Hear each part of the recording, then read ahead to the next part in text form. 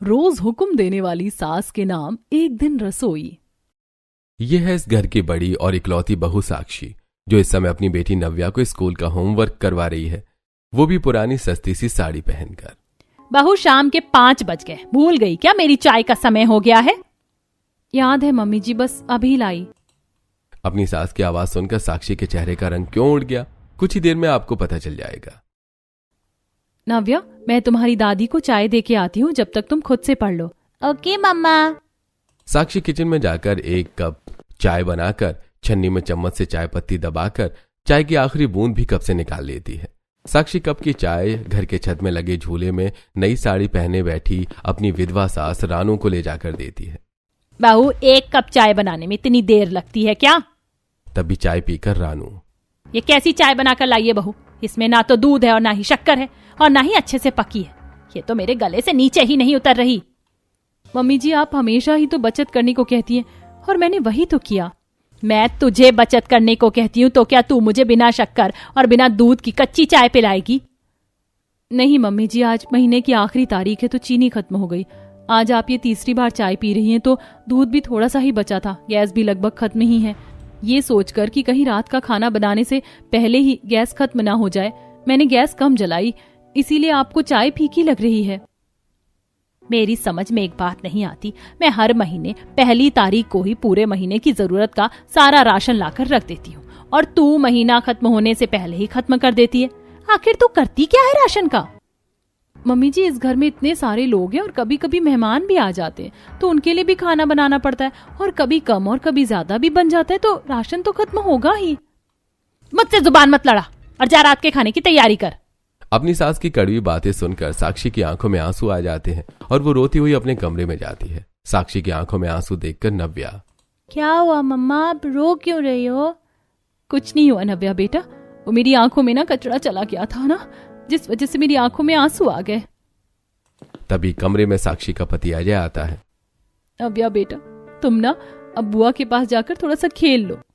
बहाने से साक्षी नव्या को कमरे से बाहर भेज देती है। साक्षी की आंखों में आंसू देखकर अजय, क्या हुआ साक्षी, तुम रो क्यों रही हो? रो नहीं तो और क्या करूं, जब से इस घर में आई हूं मैं तो हंसना ही भूल गई हूं। मम्मी ने आज फिर तुमसे कुछ कहा क्या? ऐसा कौन सा दिन नहीं होता जब तुम्हारी मम्मी मुझे कुछ कहती ना हो। थोड़ी देर पहले रानू ने जो कुछ भी कहा साक्षी वो सब अजय से बताती है।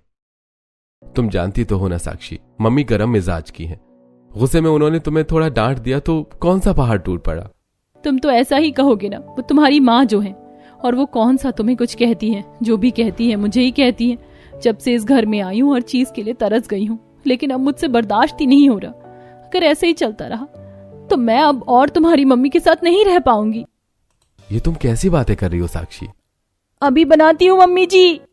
अपनी बात अधूरी छोड़कर साक्षी किचन में चली जाती है। कहीं ये सच में तो घर छोड़ने का नहीं सोच रही है ना?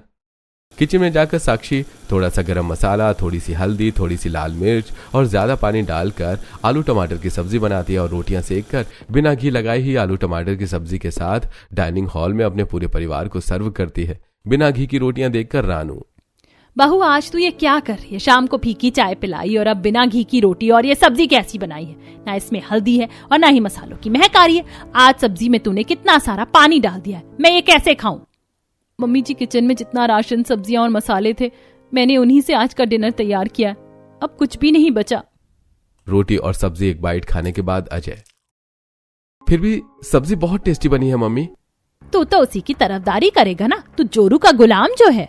रानू के अलावा सभी घर वाले रोटी सब्जी खाते हैं। भैया सही कह रहे हैं, मम्मी सब्जी वाकई बहुत टेस्टी बनी है, आप भी टेस्ट करके तो देखो। बस बस, ज्यादा तारीफ करने की जरूरत नहीं है, मैं भी खाऊंगी ही, भूखे पेट तो नींद आएगी नहीं। साक्षी के अलावा सब लोग खाना खाते हैं और खाना खाने के बाद सभी अपने अपने कमरे में चले जाते हैं। अजय भी अपनी माँ के डर से नव्या को लेकर अपने कमरे में चला जाता है। डाइनिंग हॉल में अकेली बची साक्षी अकेली ही बची कुछ सब्जी और रोटी खा रही होती है। तभी, बहू क्या कर रही है, जल्दी से मेरे कमरे में आ। साक्षी अपने मुंह का निवाला छोड़कर रानू के कमरे में जाती है जहां वो अपने बेड पर लेटी हुई थी। बहू मैं लाइट ऑफ करना भूल गई और बिस्तर पर लेट गई, बल्ब का बटन बंद कर दे। मम्मी जी को अच्छी तरह से पता था कि मैं खाना खा रही थी, फिर भी उन्होंने मुझे बुलाया, खुद भी तो लाइट ऑफ कर सकती थी। साक्षी बल्ब का बटन बंद करके डाइनिंग हॉल से सभी झूठे बर्तन ले जाकर किचन के सिंक में साफ करने लगती है। तभी वहां उसकी नंद गंगा आती है। भाभी जी, मैं आपकी थोड़ी मदद कर देती हूँ। रहने दो ननद जी, मैं कर लूंगी। आप यहाँ से जाओ। अगर मम्मी जी को पता चल गया कि आप किचन में हो तो वो पूरा घर सर पर उठा लेंगी और बेवजह मुझे डांट पड़ जाएगी। गंगा वहां से चली जाती है। साक्षी की नंद गंगा उसे प्यार भी करती थी और उसका सम्मान भी, लेकिन अपनी मां के डर से वो अपना प्यार अपनी भाभी के लिए जता नहीं पाती थी। अगली सुबह रानू महीने भर का राशन लेने के लिए मार्केट निकल जाती है और इस बीच मौका पाकर अंकित सबके लिए नाश्ता लेने बबलू हलवाई की दुकान पर जाता है और गंगा घर की साफ सफाई में साक्षी की मदद करती है। साक्षी हॉल में झाड़ू लगा रही होती है और गंगा पहुंचा। मम्मी घर पर नहीं है तो यहाँ कितनी शांति है ना भाभी जी। अब मैं क्या कहूँ ननद जी आपकी मम्मी के बारे में। जो है सब सही है। मुझे पता है भाभी जी आप उनका सम्मान करती हैं, इसीलिए ऐसा बोल रही हैं। नहीं तो आपकी जगह कोई और बहू होती तो कब का अलग हो गई होती। तभी अंकित समोसे और कचौड़ियां लेकर वहां घर आता है। भाभी जी, बाकी का काम बाद में, पहले आप ये गर्मा गर्म कचौड़ियां और समोसे खाओ। भैया और नव्या के लिए भी लाया हूं। समोसे और कचौड़ियों का नाश्ता करने के बाद साक्षी और गंगा जल्दी जल्दी से पूरे घर को साफ कर देती हैं। भाभी जी जल्दी से बताओ अब क्या करना है। आपके साथ मिलकर काम करने में तो मजा ही आ गया। अब कुछ नहीं करना ननद जी। अब मम्मी जी के आने का समय हो गया और तुम ये जानती हो कि अगर उन्हें बस बस बस मैं सब जानती हूँ। सोए हुए शेर को नहीं जगाना चाहिए। इतना बोलकर गंगा वहां से अपने रूम में चली जाती है और साक्षी बाथरूम जाकर बाल्टी में सर्फ डालकर फुलाए हुए अजय की शर्ट और पैंट की मैल को साबुन से साफ करने लगती है। ये अजय जी भी ना जाने इनके कपड़े इतने मैले कैसे हो जाते हैं। ऐसा लगता है जैसे ये मिट्टी में लेट कर आते हैं। जब तक साक्षी बाथरूम से मैले कपड़े साफ कर रही होती है तब तक रानू मार्केट से महीने भर का राशन लेके घर आ जाती है और साक्षी को ढूंढती हुई बाथरूम में पहुंचती है। तभी साक्षी को शर्ट में साबुन लगाता देख रानू, बहू तू ये क्या कर रही है? कपड़े साफ कर रही हूँ मम्मी जी। वो तो मैं भी देख रही हूँ, लेकिन जब तूने कपड़े सर्फ में फुला दिए थे तो कपड़ों में साबुन लगाने की क्या जरूरत है? ऐसे ही बिना साबुन लगाए भी तो मैल छूट सकता है ना। मम्मी जी इनके कपड़ों में कुछ ज्यादा ही मैल लगी है। बिना साबुन के छूट ही नहीं रहा, इसलिए साबुन लगाकर छुटा रही हूँ। बहू तेरी इसी तरह की फिजूल खर्ची की वजह से महीने भर का राशन और किराना महीना पूरा होने से पहले ही खत्म हो जाता है। जब तूने कपड़े सर्फ में गला दिए थे तो ये साबुन लगाने की कोई जरूरत नहीं है। हाथों को थोड़ा जोर लगाएगी तो कपड़े का मैल साफ हो जाएगा। ठीक है मम्मी जी, आपका हुक्म सर आंखों पर। रानू का हुक्म मिलने पर साक्षी बिना साबुन लगाए ही कपड़े साफ करने वाली ब्रश से शर्ट और पैंट का मैल साफ करके अपनी साड़ी भी उसी से साफ करने लगती है, लेकिन ज्यादा जोर लगने की वजह से साड़ी फट जाती है। इसे कहते हैं लेना एक न देना दो। साबुन बचाने की कोशिश में साड़ी ही फट गई। वैसे भी ये पुरानी हो गई थी। मम्मी जी से बोलूंगी नई साड़ी दिला दे। बहुत दिन हो गए नई साड़ी लिए हुए। कपड़े धोने के बाद साक्षी छत पर जाकर कपड़ों को सूखने के लिए डालकर किचन में जाती है। वहां पहले से ही उसकी सास रानू मार्केट से लाया हुआ महीने भर का राशन, दाल, चावल, आटा और मसाले डिब्बों में भर रही होती हैं। बहू मैंने इस महीने भी पहली तारीख को महीने भर का राशन लाकर रख दिया है। ध्यान रहे महीने की आखिरी तारीख को कल रात जैसा हाल नहीं होना चाहिए। रानू की बात का जवाब दिए बिना ही साक्षी एक कटोरी में दाल निकालती है। ये क्या बहू, मैंने अभी अभी तुझे समझाया और तू है कि मेरे सामने ही मेरी बात अनसुनी कर रही है। कटोरी भरकर दाल बनाएगी तो महीना खत्म नहीं होगा, उससे पहले ही दाल खत्म हो जाएगी। मम्मी जी मैं हमेशा इसी कटोरी से नाप कर दाल बनाती हूँ। लंच में चावल के साथ जितनी दाल सभी घर वाले खाते हैं ये कटोरी उतनी ही दाल की नाप की है। कभी कभी तो मेरे लिए भी कम पड़ जाती है। मुझे बिना दाल के ही चावल खाना पड़ता है और कभी कभी तो दाल और चावल दोनों ही कम पड़ जाते हैं। बहू अगर महीने में 1-2 दिन कम खाना खाएगी तो दुबली नहीं हो जाएगी। मैंने जो कहा है उतना कर। अब से खाना कम बनेगा, खाने की फिजूल खर्ची नहीं होनी चाहिए। रानू की बात मानकर साक्षी उस दिन पहले के मुकाबले थोड़ी कम दाल चावल बनाती है और रोटियां भी पहले के मुकाबले कम सेकती है और बिना सब्जी के ही अपनी नंद, देवर और सास को डाइनिंग हॉल में सर्व करती है, क्योंकि उसका पति उस टाइम ऑफिस में था और बेटी स्कूल में। भाभी जी आज सब्जी नहीं बनी है क्या? देवर जी जो मुझे मिलता है वही सब बनाकर आप सबको खिलाती हूँ। आज मैं सब्जियां नहीं लाई। आज बिना सब्जी के ही दाल के साथ रोटी खा ले। कल से खा लेना सब्जी के साथ रोटी। बिना घी की रोटियां देखकर रानू, बहू मैं सब्जी नहीं लाई थी तो तूने नहीं बनाई, लेकिन मैं घी तो लाई थी ना, वो तो रोटियों में लगा देती। तुझे पता नहीं है क्या, मैं बिना घी की रोटियां नहीं खाती। घी बचाकर अकेले ही खाने का इरादा है क्या तेरा? क्या मम्मी, आप भी कैसी बातें करती हो? भाभी ने आज तक ऐसा नहीं किया है तो अब क्यों करेंगी? अब साक्षी किचन से घी लाकर रोटियों में लगाती है। ये हुई ना बात, बहू थोड़ा और घी लगा रोटियों में, रोटी से घी टपकना चाहिए। साक्षी रोटियों में रानू के कहे अनुसार घी लगा देती है। सब्जी न होने की वजह से वो तीनों दाल के साथ ही रोटी खाते हैं और चावल भी। बहू आज का खाना तो बहुत स्वादिष्ट बना था, मजा आ गया खा के। मैं तो 2 रोटियां ज्यादा ही खा गई। और मैंने दाल 1 कटोरी ज्यादा खाई है। और मैंने चावल थोड़ा ज्यादा ही खा लिया। तभी गंगा की नजर दाल और चावल के कटोरे पर पड़ती है। दाल चावल थोड़ा सा ही बचा था और रोटियां भी सिर्फ 2 ही थीं। भाभी जी, आज तो हम सबने आपके हिस्से का भी खाना खा लिया। जितना बचा है इतने में तो आपका पेट आधा भी नहीं भरेगा। तब क्या हुआ, बहू आज उपवास रह लेगी। वैसे भी मैंने सुना है कि उपवास रखने से शरीर बीमार नहीं पड़ता। मम्मी, ये आप क्या कह रही हो? भाभी अकेले ही पूरे घर का काम करती हैं और अगर उन्हें ही भरपेट खाना नहीं मिलेगा तो उन्हें कितना बुरा लगेगा। अगर उपवास रहने से सेहत ठीक रहती है तो सिर्फ भाभी ही उपवास क्यों रहे? हम सबको भी उपवास रहना चाहिए। ये तो गलत बात है। सही गलत का पाठ तू मुझे मत सिखा, ये सब अपनी सास को सिखाना ससुराल जाकर। ननद जी, आप मम्मी जी से बहस मत करो, मैं इतने में ही मैनेज कर लूंगी। लेकिन भाभी जी आप। ननद जी, इन सब की मुझे आदत है, आप मेरी चिंता ना करो। मेरी वजह से बेवजह आपको डांट पड़ जाएगी। साक्षी के समझाने पर गंगा वहां से चली जाती है। उसके जाने के बाद अंकित और रानू भी अपने अपने कमरों में चले जाते हैं। हर बार की तरह सबके खाना खा लेने के बाद साक्षी आखिर में बचा कुचा खाती है, वो भी आधा पेट। खाना खाने के बाद साक्षी झूठे बर्तन किचन में ले जाकर सिंक में उन्हें साफ करने लगती है। तभी वहां रानू आती है और जिस थाली में रोटियां रखी थी उसमें भी घी लगा देखकर, ये क्या बहू, राशन मिलते ही तूने उसकी बर्बादी भी शुरू कर दी। अब मैंने क्या किया मम्मी जी? आपके कहने पर मैंने जरूरत से कम खाना बनाया और फिर मुझे पेट भर खाने को भी नहीं मिला और आप मुझे इस तरह से बोल रही हो। बोलू ना तो और क्या करूं? ये देख थाली में कितना घी लगा है। मम्मी जी, मैंने आपके कहने पर ही रोटियों में ज्यादा घी लगाया था, वही घी थाली में लगा है। इसमें मेरी क्या गलती है? हाँ, तेरी कोई गलती नहीं, गलती तो मेरी है जो मैं तुझे बहू बनाकर इस घर में लाई। तू कर जो जी में आए, लेकिन ध्यान रहे इस बार अगर महीना पूरा होने से पहले ही घी खत्म हुआ तो तेरे हिस्से के राशन से ही उसकी भरपाई करूंगी। साक्षी को बेवजह डांट कर रानू वहां से चली जाती है। आखिर मैं करूँ तो क्या करूँ? अगर मैं अपनी सास की बात नहीं मानती तो वो मुझे 4 बातें कहती है और अगर मानती हूँ तो भी मुझे उनकी बातें सुननी पड़ती हैं। आखिर ये मुझसे चाहती क्या है? दुखी साक्षी बर्तन साफ करके अपने कमरे में चली जाती है। वो बेड पर बैठी ही थी कि तभी, बहू मेरा सर दर्द कर रहा है, मेरे लिए 1 कप चाय बना दे। खुद दिन में 3-3 बार चाय पीती हैं और शक्कर खत्म हो जाने पर मुझे सुनाती हैं। अभी लाई मम्मी जी। साक्षी चाय बनाकर रानू को उसके कमरे में देकर आती है। उसी दिन शाम के समय हमेशा की तरह रानू छत पर रखे झूले पर बैठी थी। तभी 1 कप चाय लेकर साक्षी उसके पास पहुंचती है। आज सूरज पश्चिम से निकला या दक्षिण से, जो बिना बोले ही चाय मिल गई? कुछ बोले बिना ही साक्षी छत पर सूख रहे कपड़े उठाने लगती है। तभी उसकी नजर रस्सी में सूख रही साड़ी के फटे हुए हिस्से पर पड़ती है। मैं तो साड़ी के बारे में ही भूल गई थी। मम्मी जी का मूड अभी अच्छा लग रहा है, यही समय है मम्मी जी से नई साड़ी लेने के लिए बोल देती हूँ।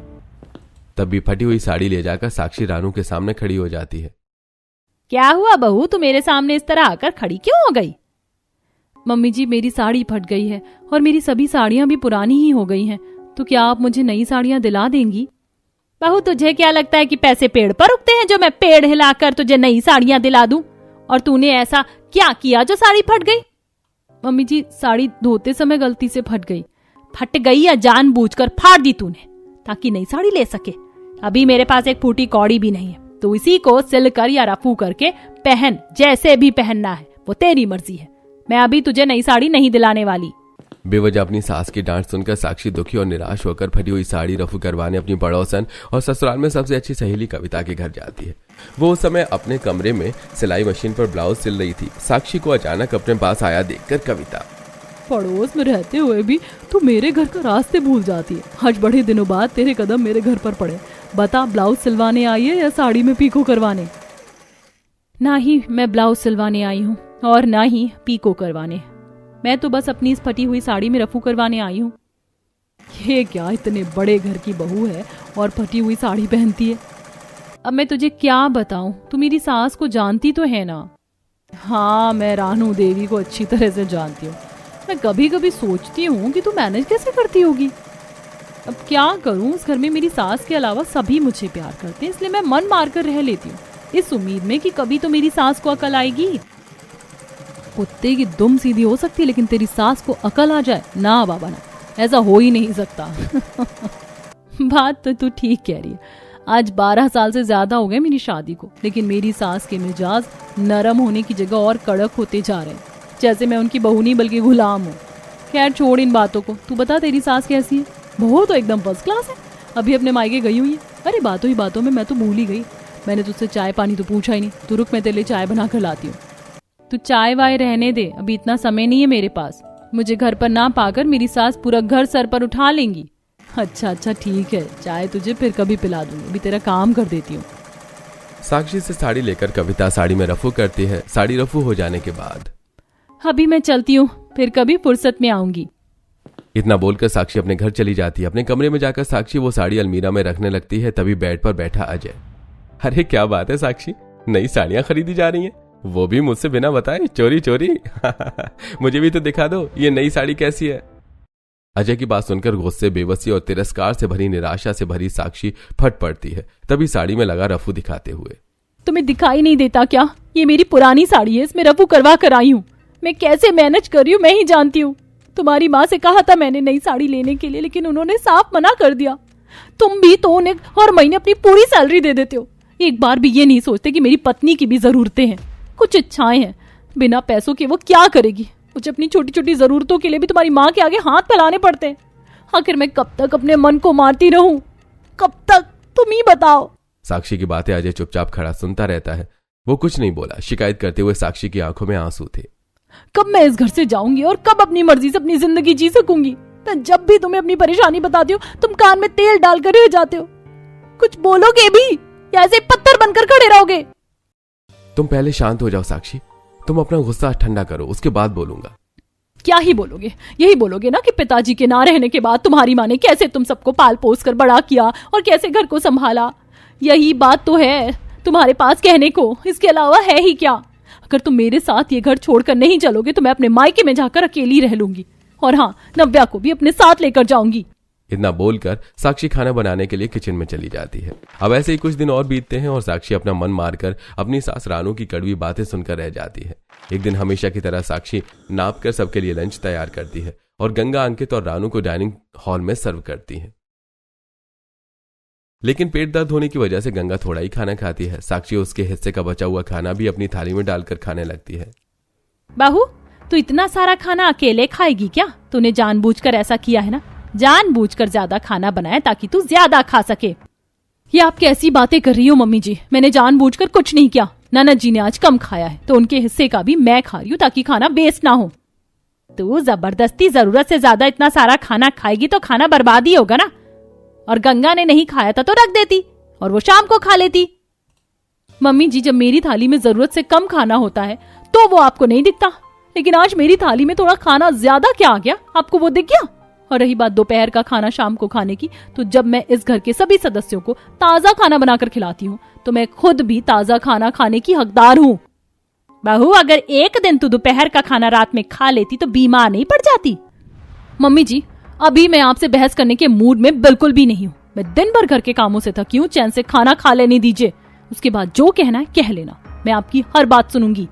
आज पहली बार साक्षी ने अपनी सास को पलटकर जवाब दिया था। रानू को इस बात की उम्मीद बिल्कुल भी नहीं थी कि साक्षी उसे जवाब देगी, इसलिए वो झुंझलाकर वहां से चली जाती है। आज महीने की 25 तारीख थी और साक्षी सुबह सुबह किचन में नाश्ते के लिए पोहे बना रही थी। तभी रानू वहां आती है। बहू, आज मेरा मटर पनीर पुलाव और खीर पूरी खाने का बहुत मन कर रहा था, इसीलिए आज मैं मटर और पनीर बाजार से ले आई हूँ और दूध भी। तो तू आज लंच में यही सब बना दे। ठीक है मम्मी जी, आपने जो जो बोला वो सब बना दूंगी मैं, लेकिन अगर महीना खत्म होने से पहले तेल और शक्कर खत्म हो जाए तो मुझे कुछ मत कहिएगा। तो क्या अब मैं अपने मन का खाना भी नहीं खा सकती? मेरे कहने का मतलब वो नहीं है मम्मी जी, मैं सिर्फ बता रही हूँ, क्योंकि हर महीने जब भी समय से पहले कुछ खत्म होता है तो उसका जिम्मेदार मुझे ही ठहराया जाता है। साक्षी उस दिन अपनी सास की हर फरमाइश पूरी करती है, इस उम्मीद में कि कल उसकी बेटी का 10वां जन्मदिन है तो हो सकता है पहली बार रानू नव्या का जन्मदिन धूमधाम से मनाने की परमिशन दे दे। लेकिन होता उसका उलट ही है। खाना खा लेने के बाद रानू जब अपने कमरे में आराम कर रही थी तभी साक्षी वहां पर जाकर रानू को नव्या के जन्मदिन के बारे में बताती है। कोई जरूरत नहीं है नव्या का जन्मदिन धूमधाम से मनाने की। मैं कल मार्केट से एक केक और फ्रॉक ला दूंगी। इससे ज्यादा किसी और चीज में खर्चा करने की कोई जरूरत नहीं है। रानू की बातों से निराश साक्षी वापस अपने कमरे में चली जाती है।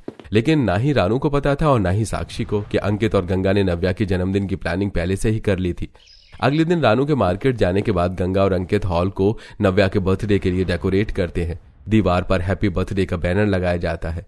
उसी के पास टेबल पर अंकित केक रखता है। अंकित की लाई हुई फ्रॉक साक्षी नव्या को पहनाती है। साक्षी, अंकित, अजय और गंगा केक के पास खड़े होकर रानू के आने का इंतजार कर रही थी। तभी मार्केट से रानू वापस आती है और डेकोरेशन देखकर, बहू तुझसे कल मैंने मना किया था ना, फिर भी तू नहीं मानी और इतना खर्चा कर दिया। लेकिन खर्चे के लिए इतना पैसा तेरे पास आया कहाँ से? जरूर अजय कुछ पैसे अपने पास बचा के रखता है। मम्मी आप बेवजह गुस्सा हो रही हो। नव्या आपकी पोती है और अगर उसके जन्मदिन पर थोड़ा बहुत खर्चा हो भी गया तो क्या हुआ? साल में एक बार तो जन्मदिन आता है। कर लो जितना खर्च करना है, 1-1 रुपए साक्षी से वसूल करूंगी। इतना बोलकर गुस्से में रानू अपने कमरे से चली जाती है। खुशी का माहौल रानू ने गम में बदल दिया था। सब लोग केक काटे बिना ही अपने अपने कमरे में चले जाते हैं। अपने कमरे में निराश खड़े अजय और साक्षी। अब मैं और बर्दाश्त नहीं करूंगी। अब तक बात सिर्फ मेरी थी, लेकिन अब बात मेरी बेटी की भी है। अब आपको मेरे साथ इस घर से दूर चलना ही होगा, नहीं तो मैं अकेली ही नव्या को लेकर अपने मायके चली जाऊंगी। अब तक मैं माँ की बातों को नजरअंदाज कर रहा था, लेकिन अब और नहीं करूंगा। तुम बिल्कुल ठीक कहती हो। मुझे भी लगने लगा है कि इस घर में रहकर तुम कभी खुश नहीं रह पाओगी और वही हाल हमारी बेटी का होगा। कमरे के बाहर खड़ी रानू उन दोनों की बातें सुन लेती है। ये दोनों तो घर छोड़कर जाने की बात कर रहे हैं। अगर ये दोनों घर छोड़कर चले गए तो मेरा क्या होगा? बहुत ही जल्द गंगा की शादी होने वाली है। साक्षी घर छोड़कर चली गई तो गंगा की शादी के बाद इस घर का पूरा काम मुझे ही अकेले करना होगा। मैं भी तेरी सास हूँ बहू, इतनी आसानी से तुझे जाने नहीं दूंगी। अब सोचती हुई रानू अपने कमरे में चली जाती है। अगली सुबह साक्षी किचन में पराठे बना रही थी, तभी उसके पास रानू आती है। बहू तुझे ऐसा तो नहीं लगता कि मैं तुझ पर ज्यादती कर रही हूँ? हुक्म चलाती हूँ। ये बात आप मुझसे क्यों पूछ रही हो मम्मी जी? अपने आप से पूछो। मेरे हिसाब से मैं बिल्कुल सही कर रही हूँ। आपकी जगह मैं होती और मेरी जगह आप होती और आप पूरे दिन घर का काम करती, रसोई संभालती और मैं आपको बार बार टोकती और ताने मारती, तो क्या तब भी आप यही बात कहती मम्मी जी? तुझे लगता है मैं तुझे टोकती हूँ और ताने मारती हूँ? तो एक काम करते, एक दिन के लिए अपनी जगह बदल लेते। तू एक दिन की सास बन जा और मैं एक दिन की बहू। मैं पूरा एक दिन घर का सारा काम करूंगी तेरी तरह और तू पूरा एक दिन मेरी तरह सास रहेगी। ऐसा करने से क्या होगा मम्मी जी? तो ये समझ ले कि ये एक चैलेंज है। अगर मैंने पूरा एक दिन ये घर अच्छे से संभाल लिया तो मैं जीती, और अगर नहीं संभाल पाई तो तू जीती। और हारने वाले को जीतने वाले की बात माननी होगी। अगर तू जीती तो तू जो कहेगी मैं वो करूंगी, और अगर मैं जीती तो तुझे मेरी बात माननी होगी। अगर ऐसी बात है मम्मी जी, तो फिर जिस तरह आपके दिए हुए राशन से मैं पूरे महीने घर वालों को खाना खिलाती हूँ, उसी तरह एक दिन के उतने ही राशन में एक दिन आपको बिना किसी परेशानी के सभी घर वालों को पेट भरकर खाना खिलाना होगा। अगर आपने ऐसा कर दिया तो आप जीती, और अगर नहीं कर पाई तो मैं जीती। तय किए गए शर्त के नियमों के अनुसार रानू जितना राशन पूरे महीने के लिए साक्षी को देती थी, साक्षी उतने राशन को 30 भागों में बांटकर उसका एक एक भाग एक दिन रसोई संभालने के लिए रानू को देती है, मतलब किचन में रखती है। शर्त के अनुसार अगली सुबह सबके नाश्ते के लिए रानू किचन में पराठे बना रही थी।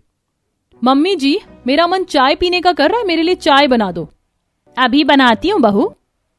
रानू चाय बनाकर साक्षी को उसके कमरे में लाकर देती है और फिर किचन में वापस आकर पराठे बनाने लगती है। मम्मी जी, मेरा मन गर्मा गर्म पकौड़े खाने का कर रहा है। अभी बनाती हूँ बहू। रानू पकौड़े तल के साक्षी को उसके कमरे में जाकर देती है और वापस आकर एक बार फिर पराठे बनाने लगती है। आज तेरा दिन है बहू, कर ले जितने नखरे करना है, कल से तुझे बताती हूँ।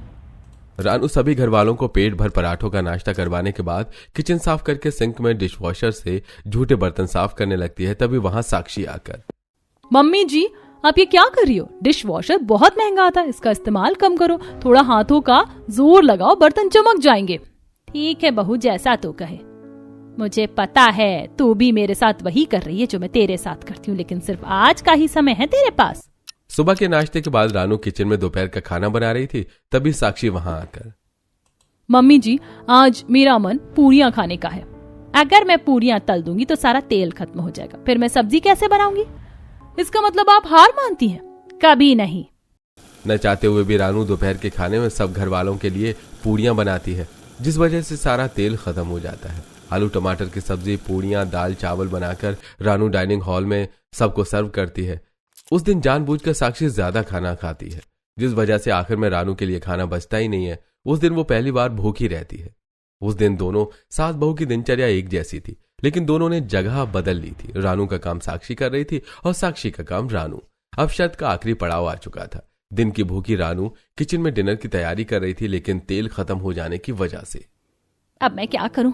बिना तेल के सब्जी में छौंक कैसे लगाऊं? बिना छौंक के सब्जी नहीं बनेगी। कहीं मेरी बहू सही और मैं गलत तो नहीं हूं? मैं भी तो उससे इसी तरह महीने भर का राशन लाकर देती हूँ और वो जैसे तैसे मैनेज करती थी। लेकिन अगर मैं शर्त हार गई तो मेरी बहू घर छोड़कर चली जाएगी। अब मैं क्या करूं? तभी वहां साक्षी आती है। मम्मी जी, मैंने आपकी सारी बातें सुन ली हैं। अब आपकी समझ में आया कि मैं पूरे महीने कैसे मैनेज करती थी, कैसे घर संभालती थी। फिर भी आपको मेरी कदर नहीं थी। सिर्फ एक दिन ही रसोई संभालकर आपको पता चल गया कि आपकी बहू कितनी मुश्किल से रसोई संभालती थी। हाँ बहू, अब मुझे समझ में आ गया है, लेकिन अब बहुत देर हो चुकी है। तू ये शर्त जीत गई और मैं हार चुकी हूँ। और मुझे पता है तू शर्त जीतकर अजय को इस घर से अलग ले जाकर रहने की बात कहेगी। ये आप कैसी बात कर रही हो मम्मी जी? कल रात मैंने तुम्हारी सारी बातें सुन ली थी। मैं एक माँ को उसके बेटे से कभी अलग नहीं कर सकती मम्मी जी। वो सब मैंने गुस्से में कहा था। मैं ऐसा सपने में भी नहीं सोच सकती। इतना सुनते ही रानू साक्षी को गले से लगा लेती है। उस दिन पहली बार साक्षी अपनी सास का प्यार महसूस करती है। अब अपनी गलती का एहसास हो जाने के बाद रानू साक्षी को उसके अनुसार घर संभालने की छूट दे देती है और जिंदगी जीने का भी।